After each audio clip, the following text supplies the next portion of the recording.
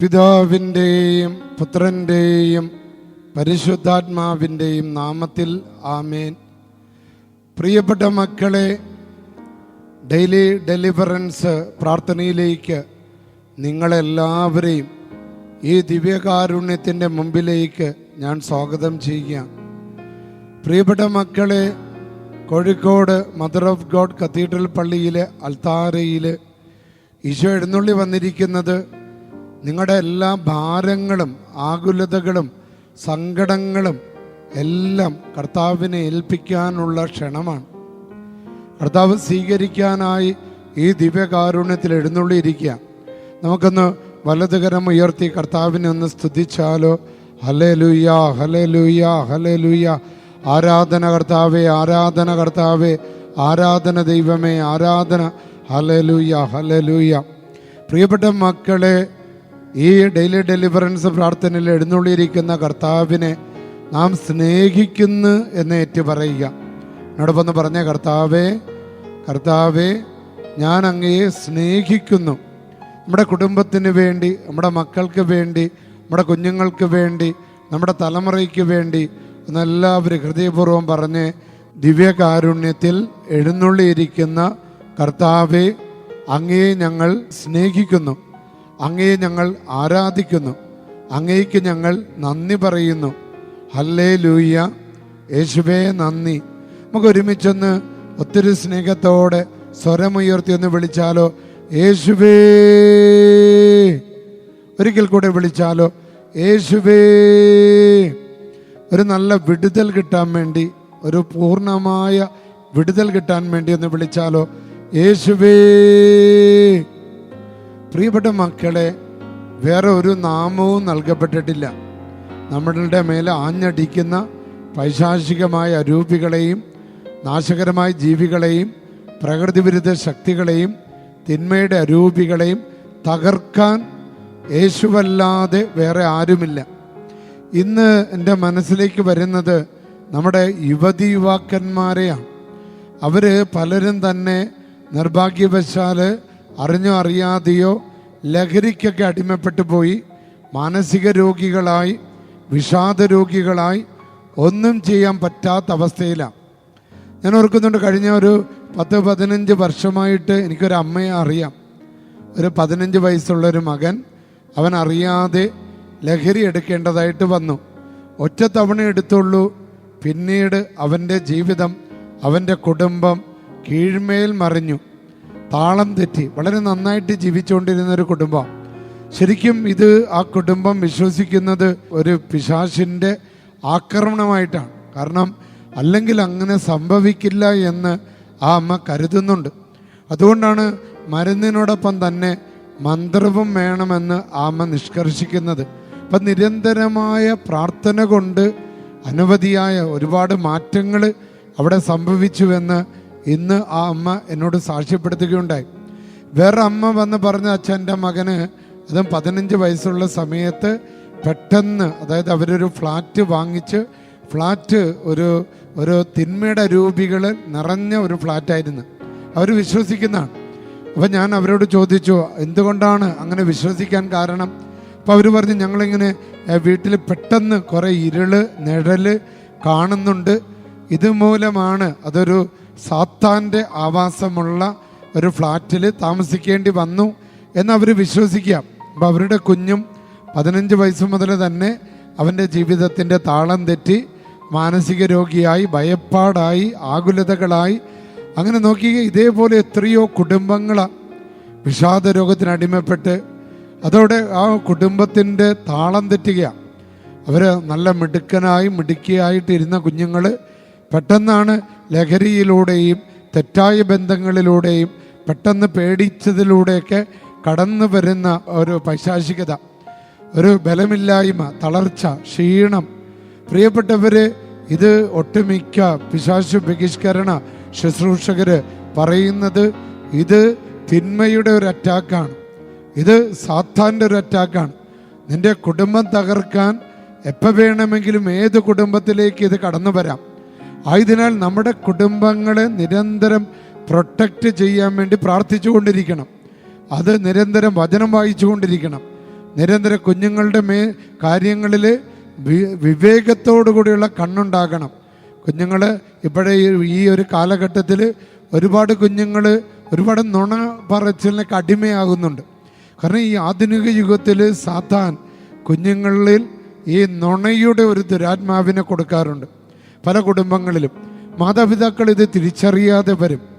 അവർ കരുതും ഞങ്ങളുടെ കുഞ്ഞ് സത്യം മാത്രമേ പറയുള്ളൂ. അതുകൊണ്ട് അധ്യാപകർ പറയുന്നത് അവർ കേൾക്കാറില്ല. മറ്റു മുതിർന്നവർ, ബന്ധുക്കൾ അവരുടെ കുഞ്ഞുങ്ങളെക്കുറിച്ച് അഭിപ്രായങ്ങൾ പറയുമ്പോൾ അവരത് കേൾക്കാറില്ല. കാരണം അവരുടെ കുഞ്ഞുങ്ങളിൽ അവർ വിശ്വസിക്കാറുണ്ട്.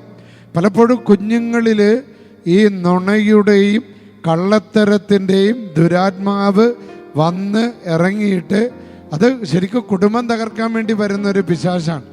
ആ പിശാച് പല കുടുംബങ്ങളെയും തകർത്ത് തരിപ്പണമാക്കാറുണ്ട്.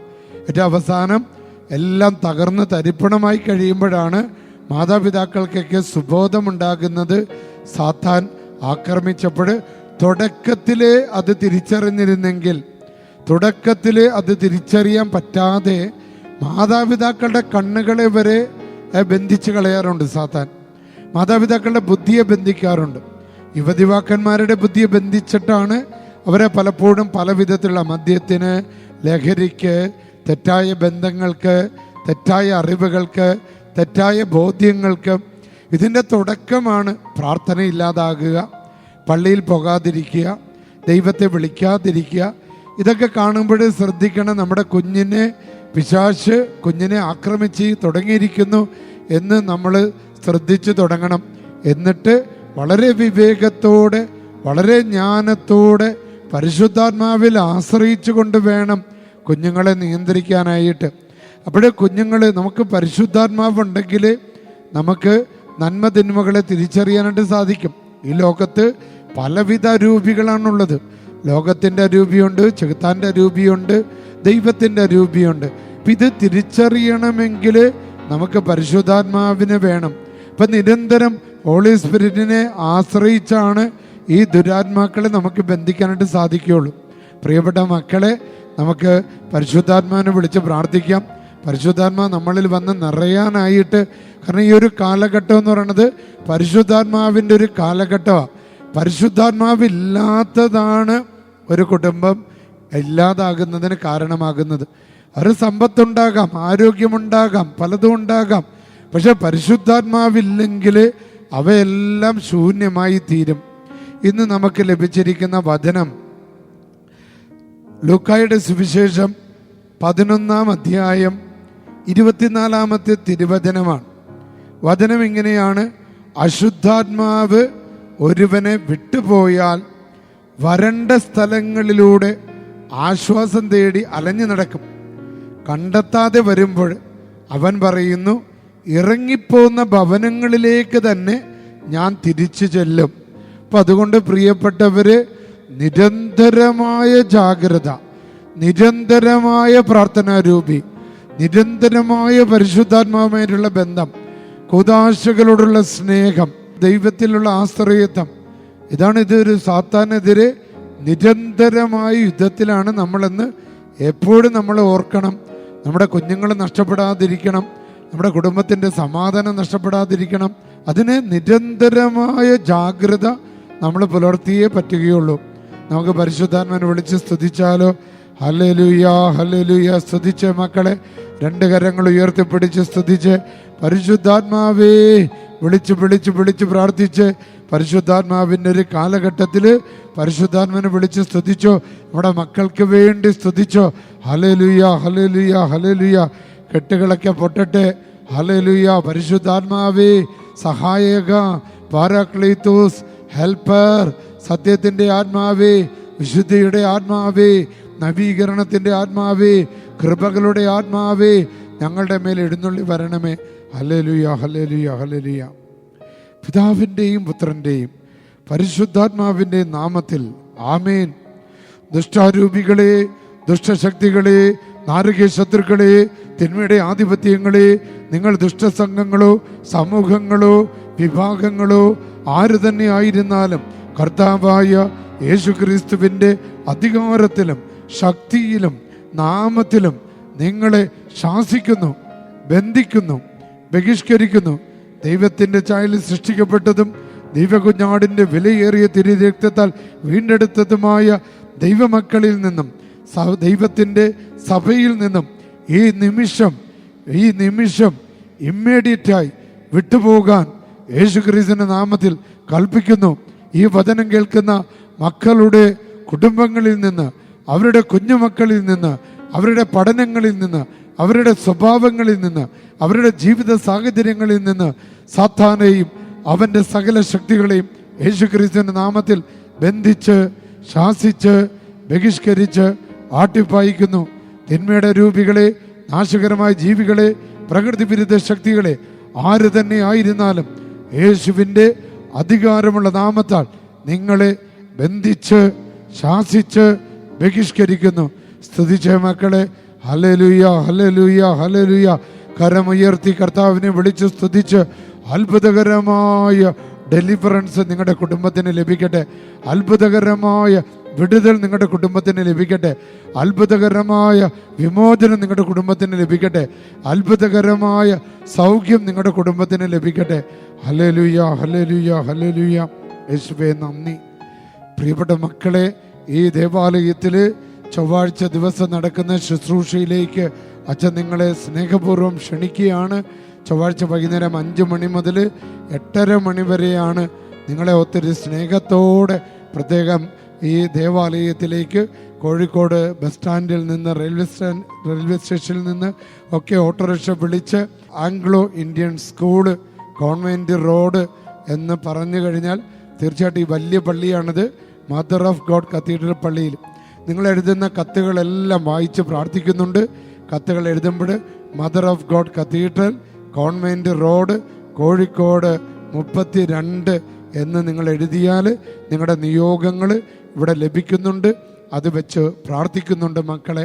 ജൂൺ 13-ാം തീയതി അന്തോനീസ്നാളിൻ്റെ പെരുന്നാളാണ്. അന്ന് വൈകുന്നേരം 5 മണിക്ക് ഇവിടെ കണ്ണൂർ രൂപതയുടെ സഹായ മെത്രാൻ്റെ നേതൃത്വത്തിൽ വിശുദ്ധ കുർബാന അർപ്പിച്ചുകൊണ്ട് ഊട്ടുനേർച്ച തിരുനാൾ ആഘോഷിക്കുന്ന കാര്യം നിങ്ങളെ ഓർമ്മപ്പെടുത്തുകയാണ്. 26-ാം തീയതി ചൊവ്വാഴ്ച വൈകുന്നേരം അച്ഛൻ്റെ നേതൃത്വത്തിൽ, എൻ്റെ നേതൃത്വത്തിൽ ഇവിടെ ഒരു പുതിയ അധ്യയന വർഷ ആരംഭ പ്രാർത്ഥനയാണ്. എന്നാൽ ജൂൺ 1-ാം തീയതി കുട്ടികൾക്കൊക്കെ സ്കൂൾ ആരംഭിക്കാം. അപ്പോൾ അവർ പഠനം തുടങ്ങുന്നതിന് മുൻപ് അവർക്ക് വിശുദ്ധ തൈലം അവരുടെ തലയിൽ പൂശിക്കൊണ്ട് ഒരു പുതിയ അധ്യയന വർഷ പ്രാർത്ഥന നടക്കുന്നത് മെയ് മാസം 26-ാം തീയതി വൈകുന്നേരം 5 മണി മുതൽ 8:30 മണി വരെയാണെന്ന് സ്നേഹത്തോടെ ഓർമ്മപ്പെടുത്തുന്നു. സർവശക്തനായ ദൈവം നിങ്ങളെ അനുഗ്രഹിക്കട്ടെ. പിതാവിൻ്റെയും പുത്രൻ്റെയും പരിശുദ്ധാത്മാവിൻ്റെ നാമത്തിൽ ആമേൻ.